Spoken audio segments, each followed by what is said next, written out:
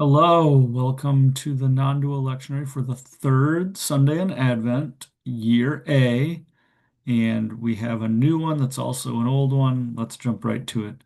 It is from the book of Matthew, chapter 11, verses 2 through 11. When John, who was in prison, heard about the deeds of the Messiah, he sent his disciples to ask him, "Are you the one who is to come, or should we expect someone else?" Jesus replied, "Go back and report to John what you hear and see. The blind receive sight, the lame walk, those who have leprosy are cleansed, the deaf hear, the dead are raised, and the good news is proclaimed to the poor. Blessed is anyone who does not stumble on account of me." As John's disciples were leaving, Jesus began to speak to the crowd about John. What did you go out into the wilderness to see? A reed swayed by the wind? If not, what did you go to see? A man dressed in fine clothes? No, those who wear fine clothes are in king's palaces. Then what did you go out to see? A prophet. Yes, I tell you, and more than a prophet. This is the one about whom it is written, I will send my messenger ahead of you, who will prepare your way before you.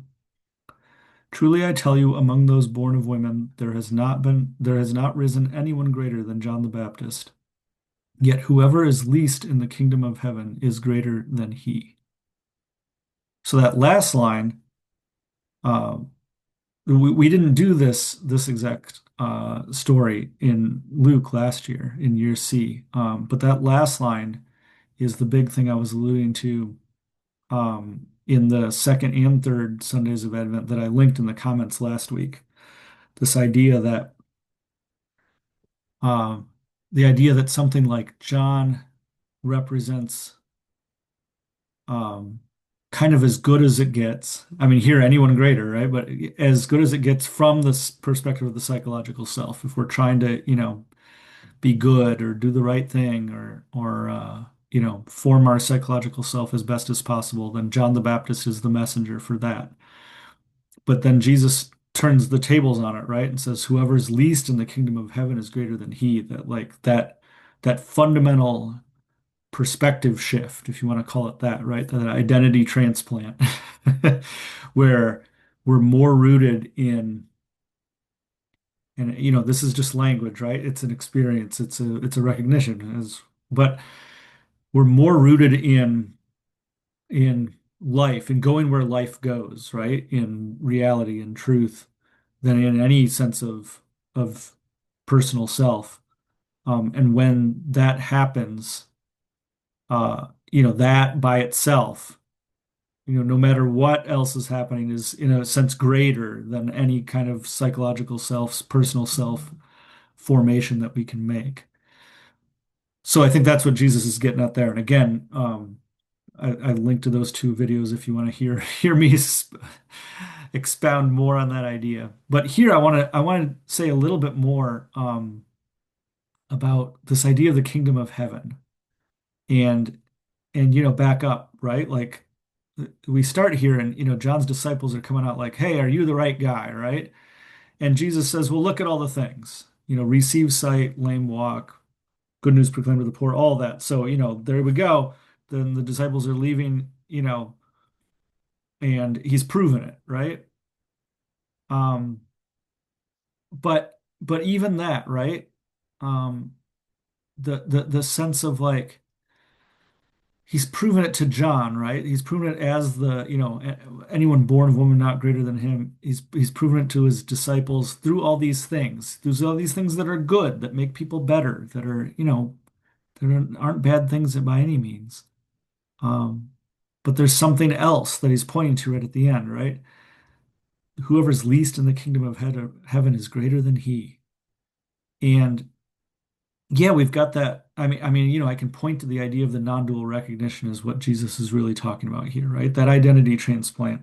When that occurs, this new identity, this new perspective is what he's getting at and represents a whole shift. Okay. But we've also seen from Jesus now for a year, talk about this idea of the kingdom of heaven as a banquet that everyone's welcome to, right? Or, as among you in your midst, at hand, all these things. And we see these, Jesus pointing to these things about like, people receiving sight. We've seen the healing stories, all that. So like it's a good time to maybe stop for just a moment. I'm going to do this real briefly, I promise. But just a moment and say like, okay, wow, we've got all this now. We've got all these things that we've looked at and read, and what's going on here, right? Like, what's Jesus's mm, maybe, unique take, and unique here, right? Not being like personal take because it's not about the personal self, right? But like, any non-dual recognition realization is I like the phrase like going where life goes because life moves through everything, right? But also through us. And so it can kind of uniquely move through me, or I can move uniquely with it in a way that, different than how Jesus uniquely moves with it, or no, different from anybody else uniquely moves with it. And Jesus's unique take, or the way life moves through Jesus in this unique way, right, is this idea of like, look, it's available to everyone, which is a re recognition realization you can have yourself, right? And all these things about like all these shortcomings, the blind, the lame, leprosy, deaf, dead, even, right? Um, all this idea of like shortcomings, in the personal sense, right? It's like they're healed, right? They're made better. But in another way, we can think about it as like they don't matter because what really matters is that line at the end again, right? Like the least in the kingdom of heaven is greater than anything that could like matter in the personal self sense. So, again, Jesus is pointing to this idea of like radical inclusion. And that can mean like in modern day and age, like including particular groups of people that were long time ostracized, and that's great. But it's bigger than that even, right? It's like the wedding banquet to like that everybody's welcome to beyond any boundary, beyond any category, beyond any perceived shortcoming, because all that is ultimately, fundamentally, forever irrelevant and never was relevant, right? In the kingdom of heaven being like the code word for that recognition of what is right now, right? Which is like life moving through everyone, everything, and all we can do is like get on board. Right? All we can do is like surf the wave. You can try to fight the wave, but you're still being swept by the wave, right? Like life is moving that way. Um, and so yeah, like this I think is like a distillation, and after doing this for more than a year, it's like a really great way to kind of pause. But it's also kind of where we started, right? Which is again a beautiful metaphor for the whole thing of like, yeah, yeah. If this truly is about like what is, then it's what is then, what is now, and what always is before anything ever, before we start making any distinctions about any of it.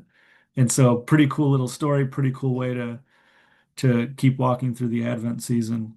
And we'll just keep moving the way life moves because that's all we can do.